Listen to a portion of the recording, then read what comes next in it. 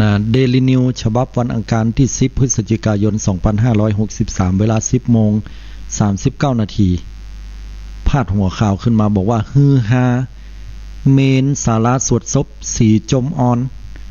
หรือว่าสีชมพูเนี่ยเจ้าวัดจี้ไรในแค่บูรณะความหมายก็คือว่าบ่มีอย่างแฝงในความหมายนั้นนะบูรณะมันงามว่าอย่างนั้นคือเมนศพเนี่ยปกติมันเป็นของเศร้าของโศกเนาะเพิ่นจะใส่สีขาวนะทาสีขาวกันเนี่ยตอนที่หันเนี่ยนะแล้วก็หลังคาก็อาจจะเป็นสีออกโทนสีดำๆหรือน้ำตาลหรืออย่างก็แล้วแต่ว่าพอแล้วมันเป็นการไว้ทุกข์อ่ะแต่เมนนี่มันเป็นเมนสีอย่างแปลกสะดุดตาเมนศาลาสวดศพวัดดังเขาสามมุกทาสีจมอ่อนมุ้งมิ้งนี่หรอ มุ้งมิ้งมันอย่างไรสุดมุ้งมิ้งก็คือว่าเป็นดีงามหูงามตาเนาะน่าฮักนี่เนาะเจ้าอาวาสเผยก็บอกว่าทาสีใหม่ให้มันสดใสบ่มีอันยังแอบแฝงคณะที่เจ้าบ้านบ่ได้คัดค้านหรือท้วงติงอย่างอันใดเมื่อวันที่10พฤศจิกายนผู้สื่อข่าวเดินทางไปยังวัดไตรมุกชยาราม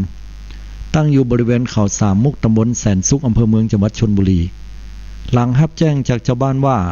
ภายในวัดมีการทาสีเมนและศาลาสวดศพเป็นสีจมอ่อนตึงหลังสร้างความแปลกหูแปลกตาแล้วก็เป็นที่สนใจของคนปะคนหันเมื่อเดินทางไปถึงก็ปะเมนถูกทาด้วยสีจมอ่อนตัดเส้นจั่วลายกระนกด้วยสีทองเช่นเดียวกันกับศาลาสวดศพที่ทาสีจมอ่อนตึงหลังตึงอาคารตัดกับหลังคาสีเขียวเข้มจนเป็นที่สะดุดหูสะดุดตาตะมันแปลกเฮ้ยเนาะ จากการสอบถามพระครูชลธีสมานกิจเจ้าอาวาสวัดไตรมุกชยารามก็เปิดเผยว่าทำการบูรณะทาสีเมนและศาลาสวดศพใหม่มาราว3 เดือนแล้วเนื่องจากเห็นว่าของเก่านั้นมันทรุดโทรมไปตามกาลเวลาก็เลยแค่ทาสีใหม่เพื่อบูรณะให้ดีขึ้นส่วนที่เลือกสีสันแบบนี้เก๋ไก่สไลเดอร์เนี่ยก็บ่มีอย่างนักหันว่าสีงามดีก็เลยทาจุดประสงค์หลักก็เพื่อปรับปรุงบูรณะวัดเฮาเนี่ยก็แค่มออันนี่นะ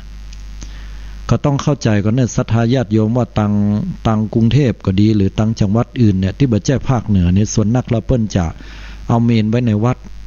นะเปิ้นจะเอาเมนไว้ในวัดกันแต่บ้านเฮานี่จะแยกนะบัดเดียวเริ่มมีละเมนเริ่มมีภายในวัดแต่ของคนเหนือเฮานี่จะถือว่าเป็นปะเหี้ยวปัจจานี่เพิ่นจะแยกออกไปเลยห่างจากหมู่บ้านไปเลยห่างออกไกลออกไประหว่างวัดกับเมนนี่จะบ่อยู่ติดกันอันนี้เป็นฮีตจารีตฮีตหอยของหมู่เฮาเจ้าเหนือนะเว้นไว้แต่ยุคสมัยบัดเดียวที่เริ่มจะมีกันขึ้นเนาะด้านสมพรพึ่งมีเจ้าบ้านในละแวกใกล้เคียงของวัดก็บอกว่าตัวเก่าหันตอนแรกก็รู้สึกแปลกใจอยู่พ่องสีอย่างว่าเป็นสีจมอ่อนหายน่ะแต่ก็คิดว่าเจ้าอาวาสก็คงจะมีเหตุมีผลในการทาสีสันสดใสอย่างเงี้ยชาวบ้านแถวนี้ก็บ่มีภัยคัดค้านบ่มีแล้วก็บัดแตกตื่นตกใจหรือว่าแม้แต่คนที่เข้ามาทำบุญในวัดก็บ่มีภัยติบ่ว่าหยังเพราะว่าเดิมมีสภาพเก่าแก่สีก็มันหมดอายุไปละนะพอสีมองสีมันอย่างใดฮู้น่ะบ่งามหูบ่งามตาอย่าได้ก็ตามคณะนี้ทั้งวัดก็กำลังทาสีอุโบสถใหม่เป็นสีเหลืองฟ้าสดใสเช่นกันแต่ก็ยังบ่แล้วเสร็จอันนี้ก็เป็นเรื่องราวของวัดที่เปิ้นได้ตั้งใจทาสีให้มันแปลกถ้าโยมบ่หันนึกภาพบ่ออกเนี่ยอาตมาก็จะอู้ให้โยมฟังว่าเมนศพของเปิ้นถ้าเป็นนั้นตัวเปิ้นฮ้องว่าอย่างกับที่ระบายควันน่ะปล่องควันนั่นก็จะทาสีขาวอยู่แต่ว่าขอบข้างทั้งสี่เหลี่ยมเนี่ยจะทาสีทองยอดปลายกับสีทองทีนี้ตัวเมนเนี่ยทาด้วยสีชมพูแล้วก็ที่เป็นลายกระนกเป็นลายน้ำย้อยอย่างต่างๆก็ทาเป็นสีทองแล้วก็ตั้งลุ่มที่เป็นกันเปื้อนหรือว่าฐานปื้นบัวนั่นก็จะเป็นสีน้ำเงินนี่เป็นต้นแล้วก็ในส่วนของขั้นใดขึ้นไปนั่นก็เป็นสีของหินอ่อนปกติก็มาพอแล้วเนี่ยมันก็มุ้งมิ้งได้กันเนาะ บอกฮู้ว่าเจ้าวาดเปิ้นก็ยืนยันมาแล้วว่าเปิ้นบ่มีอันหยังในใจแต่ว่าแค่ทางมันงามบ่ได้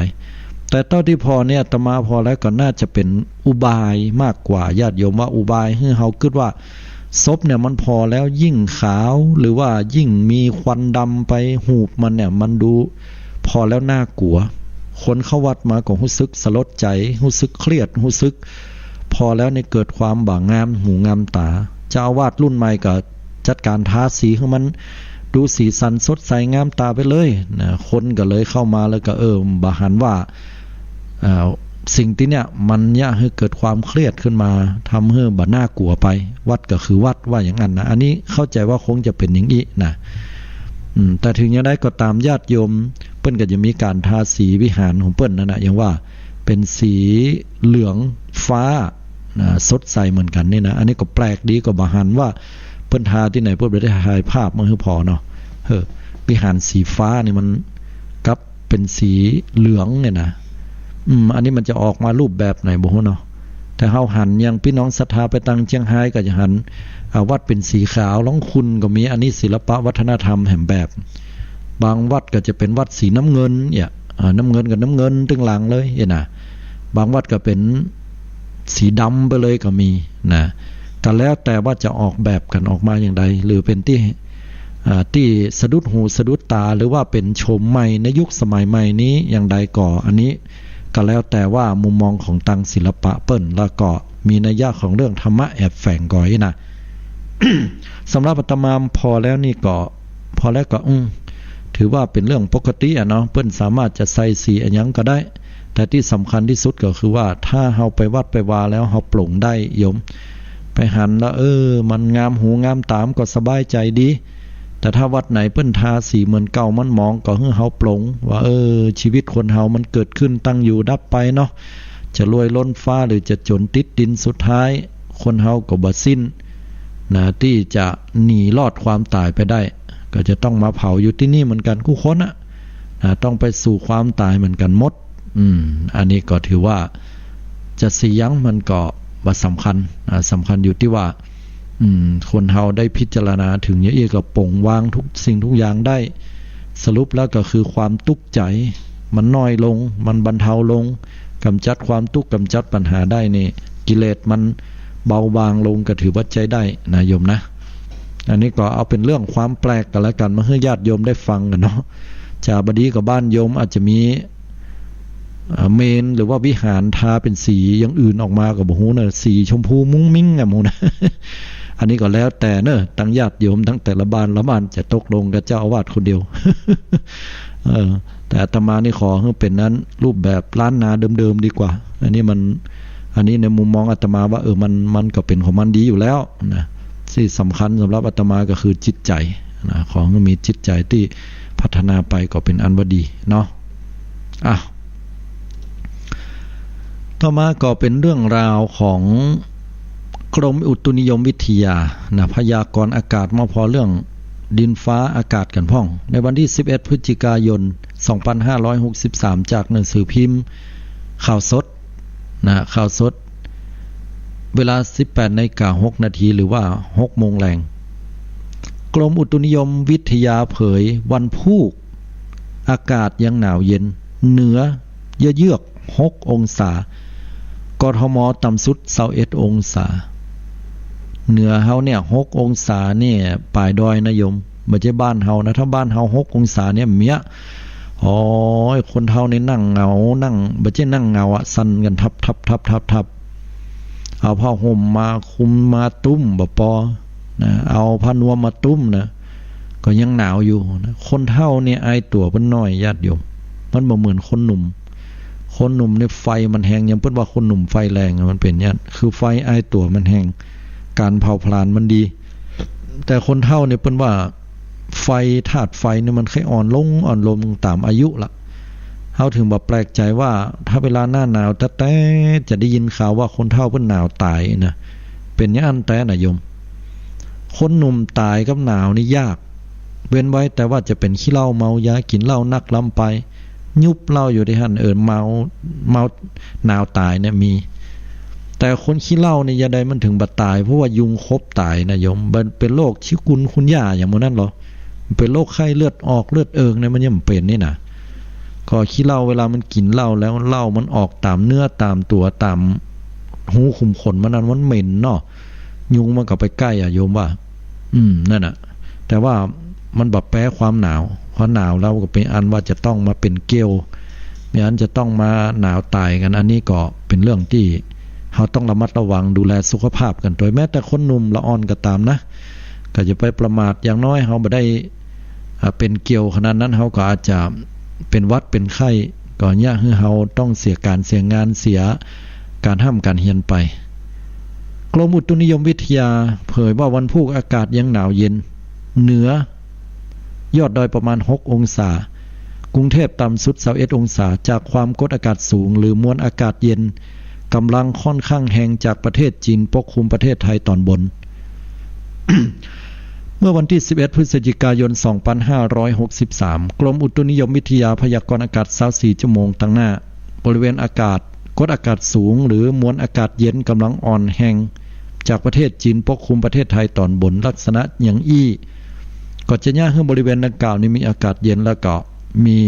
ลมหนาวลมแห้งด้วยส่วนตั้งยอดดอยแล้วก็ตังบนนั้นก็จะมีอากาศหนาวถึงหนาวจัดก็ให้ประชาชนบริเวณภาคเหนือและก็ภาคตะวันออกเฉียงเหนือคือภาคอีสานเนี่ยดูแลสุขภาพเนื่องจากอากาศที่เย็นลงไว้ตัวขณะที่ยอมความกดอากาศต่ำปกคลุมบริเวณประเทศกัมพูชาหรือว่าตั้งพี่น้องศรัทธาเจ้าเขมรก็ส่งผลอย่างให้มีฝนตกบริเวณภาคเหนือตอนล่างภาคตะวันออกเฉียงเหนือตอนล่างภาคกลางตอนล่างภาคตะวันออกรวมถึงกรุงเทพมหานครและปริมณฑลบางส่วนสำหรับมรสุมตะวันออกเฉียงเหนือที่พัดปกคลุมอ่าวไทยและภาคใต้ก็มีกำลังแรงกันยะให้ภาคใต้ตอนล่างก็มีฝนตกหนักบางแห่งขอให้ประชาชนบริเวณภาคใต้ระมัดระวังอันตรายจากฝนตกหนักและฝนที่ตกสะสมไว้ตัวส่วนคลื่นลมบริเวณอ่าวไทยมีกำลังปานกลางโดยมีคลื่นสูงประมาณ2เมตรบริเวณที่มีฝนฟ้าคะนองคลื่นสูงประมาณ2เมตร